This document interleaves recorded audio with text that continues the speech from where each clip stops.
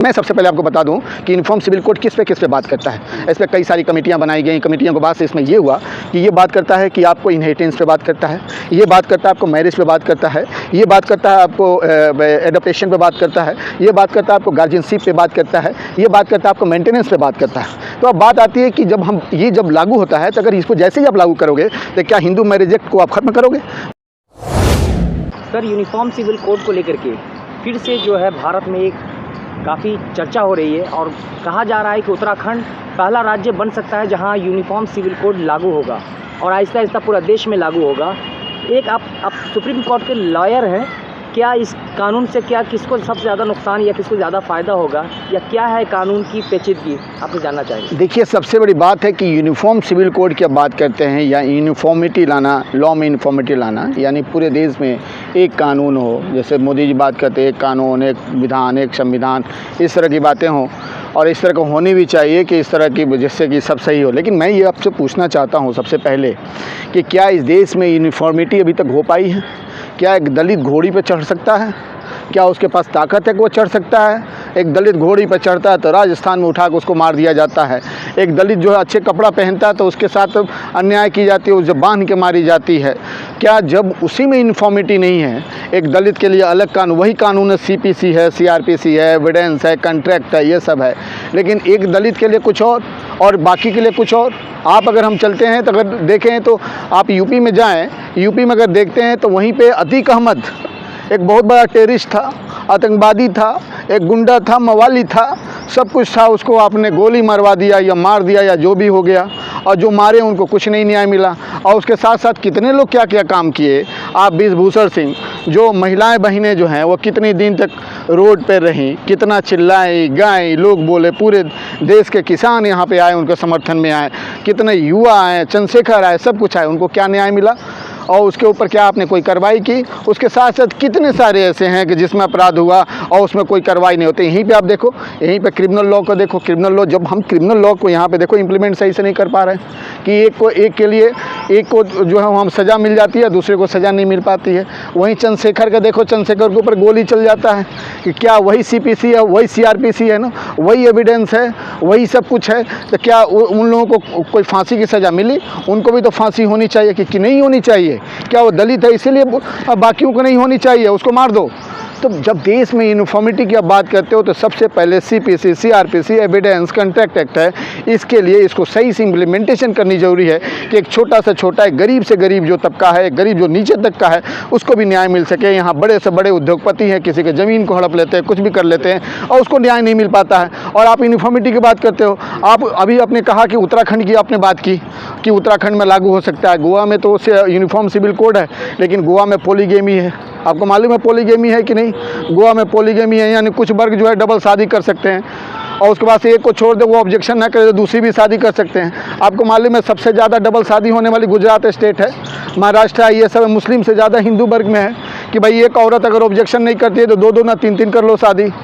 और उसके बाद से औरत अगर बोलती नहीं है तो उसे छोड़ दो और छोड़ के उसके घर में छोड़ दो, कोई बात नहीं, वो बोल नहीं रहे हो, ऑब्जेक्शन नहीं करी, यानी एबेंडेंड जो डिवोर्सी हैं।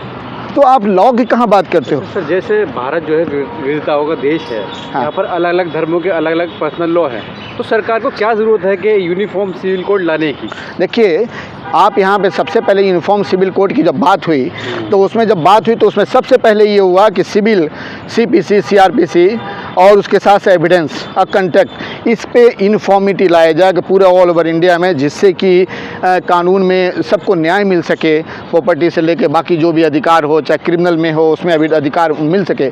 लेकिन जब उसी को हम सही से इम्प्लीमेंटेशन नहीं कर पा रहे हैं, ऐसा नहीं CPC किसी के लिए अलग है, CRPC किसी के लिए अलग है, एविडेंस किसी के लिए अलग है, कॉन्ट्रैक्ट किसी के लिए अलग है, लेकिन उसका इम्प्लीमेंटेशन सही से नहीं हो रहा है। यानी उच्च वर्ग है वो छूट गया, जो निम्न वर्ग है उसे मार दिया गया। अगर माइनॉरिटी है तो उसे मार दो और मारने के बाद से उसे टेररिस्ट घोषित कर दो, कुछ भी कर दो। अगर कोई सिख बिरादरी है तो उसे कुछ भी कर दो, और कोई और है तो उसके लिए कोई बात नहीं है। तो जब इसी में यूनिफॉर्मिटी नहीं है और आप यूनिफॉर्म सिविल कोड की बात करते हो तो फिर कैसे हो सकता है विविधता में? यूनिफॉर्म सिविल कोड की बात की जा रही है, समान नागरिक संहिता की। ये कहा जा रहा है कि मुस्लिम पर्सनल को ज़्यादा डिफेक्ट करेगी, कि या साथ ही साथ जो हिंदू धर्म के जो लॉज हैं उस पर भी इफेक्ट करेगा कुछ? आप देखो, साउथ में अब जाओ, मामा भांजी की शादी होता है, लेकिन नॉर्थ में मामा भांजी की शादी की बात कर सकते हो, अगर यहाँ पे करते हो, अगर बात करोगे तो गोलियाँ चल जाएगी। लेकिन साउथ में बात करोगे तो उसे कहेंगे कि नहीं ये सही है। तो क्या साउथ और नॉर्थ को आप गलत घोषित कर दोगे? आप जैसे जाओगे मेघालय में, एक दो वहाँ पे ऐसी कम्युनिटी है जहाँ पे शादियाँ होती हैं बच्चियों का, तो बच्चियों के साथ बच्चे चले जाते हैं, यानी लड़का चला जाता है, उसकी संपत्ति भी डिसॉल्व हो जाती है। तो क्या उसे ख़त्म करोगे? यहाँ पर कितनी ट्राइबल कम्युनिटी है, वो ट्राइबल कम्युनिटी का अपना कल्चर है, अपना उसका कस्टमरी लॉ है, अपना कस्टम है, उसको आप फिनिश कर दोगे? हिंदुस्तान एक ऐसा विविधताओं का देश है जहाँ पे एक विविधता है, यहाँ पे विभिन्नता है, यहाँ पे कोस में जो है आपकी भाषाएं बदल जाती हैं, यहाँ का पानी बदल जाता है, यहाँ का कस्टम बदल जाता है, यहाँ कस्टमरी लॉ बदल जाती है। तो आप उस देश में आप सोच रहे हो कि यूनिफॉर्म सिविल कोड लाएं। हम यूनिफॉर्म सिविल कोड का अपोज नहीं कर रहे हैं, लेकिन हम ये बोलना चाहते हैं कि डाइवर्स कंट्री है, यह डाइवर्सिफिकेशन में यूनिटी है यहाँ पे, और यहाँ पे इस तरह की आप बात करते हो। क्या ये इम्प्लीमेंटेशन ये पॉसिबल है? सर जैसे जो मुस्लिम धर्मगुरु हैं, हाँ, अभी इसका विरोध शुरू हो गया, अभी लागू भी नहीं हुआ, इसको कैसे देखें? देखिए, मैं सबसे पहले आपको बता दूं कि यूनिफॉर्म सिविल कोड किस पे बात करता है। इस पर कई सारी कमेटियां बनाई गई, कमेटियों के बाद से इसमें ये हुआ कि ये बात करता है कि आपको इनहेरिटेंस पे बात करता है, ये बात करता है आपको मैरिज पे बात करता है, ये बात करता है आपको एडप्टेशन पे बात करता है, ये बात करता है आपको गार्जियनशिप पे बात करता है, ये बात करता है आपको मेंटेनेंस पे बात करता है। तो अब बात आती है कि जब लागू होता है, तो अगर इसको जैसे ही आप लागू करोगे तो क्या हिंदू मैरिज एक्ट को आप ख़त्म करोगे, उसे डिसॉल्व करोगे? जो हिंदू सक्सेशन एक्ट को डिसॉल्व करोगे? यही Hindu marriage act, Hindu succession act 1956 1951 में जब लागू हुआ हिंदू कोड बिल के नाम पे, तो यही आरएसएस संघ जो है पूरे हिंदुस्तान में विरोध किए थे, और विरोध करने के बाद से उनके विद्रोह के बाद से काफ़ी तहलका मचा था, और वहाँ पे आगजनी हुई थी जिसमें कि संघ को एक बल मिला था। लेकिन बाद में उनको लगा कि नहीं, ये न्याय की बात होती है, पंडित जवाहरलाल नेहरू जो है स्वर्गीय जो है वो सही काम कर रहे हैं, तो फिर उनका सपोर्ट करने या शांत हो गए। अब क्या उस कोड को आप डिसॉल्व करोगे? क्या Parsi act and divorce marriage का उसको डिसॉल्व करोगे? क्या Christian marriage and divorce act उसको आप डिसॉल्व करोगे? क्या जो सिख समाज है, हिंदू कोड बिल आया तो उसमें कहा गया सिख है, उसके साथ बौद्ध है, हिंदू है, ये सब समाज में ये हिंदू सक्सेसर कोड बिल लागू होगा। अब बाकी में लागू नहीं होगा, जैसे क्रिश्चियन, जैसे पारसी, जैसे मुस्लिम हो गए, जैसे बौद्ध हो गए, ये सब समाज पे लागू नहीं होगा। इनके लिए एक अलग से इनका शरिया है, ये अपना कानून लागू होगा। लेकिन क्या आप केवल शरीयत मुस्लिम समाज से मैं बात करना चाहता हूँ, केवल आपका शरीयत एक जो 1937 डिसॉल्व नहीं होगा, इसके साथ साथ हिंदू मैरिज एक डिसॉल्व होगा, इसके साथ हिंदू सक्सेशन एक डिसॉल्व होगा, इसका क्रिश्चियनिटी और पार्सियन का जो मैरिज एंड डिवोर्स एक्ट है वो डिसॉल्व होगा, इसके साथ जैन का समुदाय का है उसका डिसॉल्व होगा। ये सब डिसॉल्व होने के बाद इनको पास एक यूनिफॉर्मिटी लानी पड़ेगी। लेकिन क्या यूनिफॉर्मिटी यहाँ पर लागू हो सकता है इस देश में, जहाँ पर इतनी कल्चर है, यहाँ पर इतनी कस्टमरी लॉ है, यहाँ पर इतने कस्टम है, यहाँ पर भाषाएं बदलती हैं, यहाँ पे लोगों की जो है पानी बदल जाता है, यहाँ पे ट्राइबल का एक अलग अपना कस्टम है, यहाँ पे बाकी समाज का, हिंदू समाज में ही एक साउथ के ब्राह्मण का अलग कस्टम है, नॉर्थ का अलग कस्टम है, ईस्ट का अलग है, वेस्ट का अलग है। मुस्लिम में भी आप देखोगे, यहाँ पे जब जाओगे तो मुस्लिम समाज में जाओगे तो वो सिंदूर लगाती हैं, लेकिन आप जाओगे तो वो हिंदू समाज का कल्चर है, लेकिन मुस्लिम प्रथा में उसको अपना लिया गया। उसलिए हिंदू प्रथा में कुछ ऐसी है जो मुस्लिम समाज का उसको वो अपनाते हैं। तो इस तरह से यहाँ पॉसिबल नहीं है। और एक बात और जान लो आप कि मुस्लिम लॉ जो है वो कंटेक्चुअल है, कंटेक्चुअल। अब हम बात करते हैं आपको इस पे जो ये लॉ है, आप इनहेरिटेंस की बात करते हो तो इनहेरिटेंस का मुस्लिम लॉ सबसे पहले अगर दुनिया में कोई लॉ जो है आपको इनहेरिटेंस की जो डिफ़ाइन करता है वो कुरान डिफ़ाइन करता है, वो हदीस को डिफ़ाइन करता है, वो हमारे पैगम्बर मोहम्मद सल्लल्लाहु अलैहि वसल्लम डिफ़ाइन करते हैं कि लड़कियों का भी हक़ है जितना लड़कों का हक़ है। उसके बाद से उसमें डिफ़ाइन नहीं होता। उसके साथ साथ आप जब बात करते हैं ये मैरिज की बात करते हैं, डिवोर्स की बात करते हैं, हमारे में तलाक की बात आती है, जिसमें तलाक की बात होती है, उसका एक कंडीशन है कि इस कंडीशन में आप तलाक देंगे, इस कंडीशन में तलाक नहीं दे सकते हैं। और तलाक का क्या प्रोविज़न है, first notice, second notice, third notice, उसके बाद से 3 महीने तक उसका वेट करना, उसमें अगर बात हो जाती है तो फिर आपका डिवोर्स नहीं माना जाएगा, आपका तलाक नहीं माना जाएगा। ये सब पत्ती इसमें आती है। तो कितना ईजी वे है कि जब आप चाहें तब क्विट कर सकते हैं, जब चाहें आप एंट्री ले सकते हैं। लेकिन हिंदू मैरिज में क्या है, हिंदू मैरिज में हम देखते हैं कि हम एडवोकेट हैं कि अगर कोई बहन है चाहे कोई भाई है, अगर वो बेचारा परेशान है, डिवोर्स लेना चाहते हैं, अगर दूसरा को चाहे कि अगर डिवोर्स नहीं हो सकता तो डिवोर्स ही नहीं होता है उसके पास, और वो 10-10 साल, 20-20 साल, 25-25 साल तक सुप्रीम कोर्ट तक कितने लोग घूम रहे होते हैं। तो क्या आप चाहते हो कि उस तरह का लॉ लागू हो?